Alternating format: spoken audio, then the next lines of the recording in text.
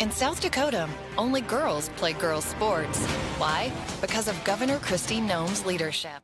South Dakota's Republican governor in a new national ad betting on her 2022 re-election campaign, targeting transgender athletes and promoting a bill banning trans girls from playing sports in school. Now, Governor Noem has a bill that will give South Dakota the strongest law in the nation protecting female sports. It's an about-face for the incumbent governor. Back in March, she vetoed a similar bill that would have limited trans girls and women from competing in female sports leagues.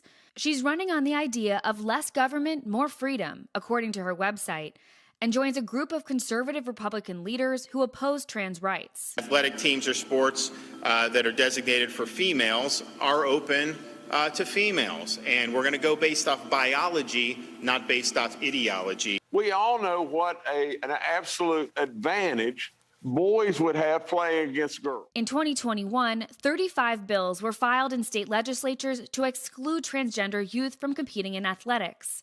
Plus, 7 more bills already introduced this year, working to limit trans and non-binary youth rights. 9 states enacted those laws, while South Dakota's was done by executive order. In an email to NBC News, a Republican South Dakota state representative supported Noem, writing, "It is unfortunate that we see this as removing the rights of any people. If competitive sports were made to be fair, there is a place for everyone to compete with the biology they were born with." The ACLU, though, sees a detrimental impact. Understanding the impact that will have on transgender kids and the people who love them is honestly, it's devastating.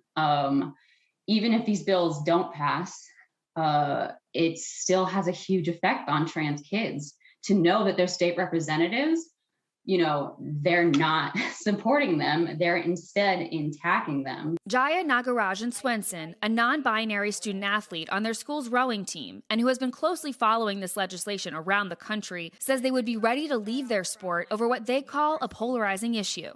When you see something like this happen, how does it make you feel? Joining athletics was a really big part of my life. And I don't know if I would have done it if I had been seeing all of this. Like seeing something that so clearly says, oh, like you're not really welcome here, but we're also not really going to talk about it.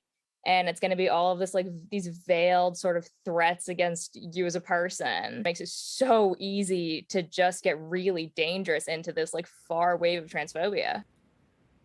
Maura Barrett is joining us now live to get into a little bit more on this. Maura, I think what's interesting here is sentiment in the country. When you look at some of the polling that's been out in just the past year, from PBS, for example, most Americans actually support trans sports, right? They support people who are transgender playing on the sports teams of their gender. But that's not what we're hearing from some of these states that, as you're reporting on, are trying to change the laws around this.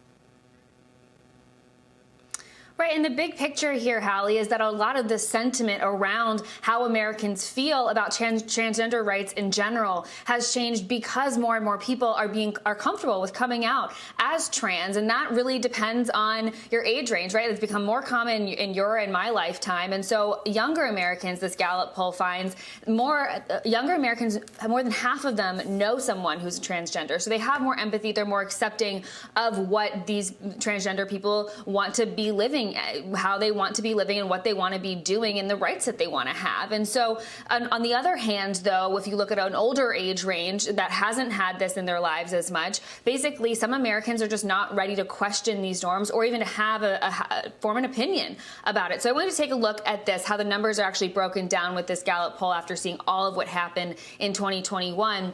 A majority of Americans still do think that people should be playing on a team that matches their gender at birth at 62%. So that's changed over time. It's gotten lower. But when you look at the number of Republicans that support it, that's at 86%. And so bigger picture here, Kristi Noem didn't put out a national ad just to target South Dakota voters, right? This is becoming a larger election issue, one that we're seeing become more of a trend with Republicans. And it's something to watch going into these midterm elections, Hallie. Maura Barrett, live for us on that. Maura, thank you so much for your reporting. Appreciate that.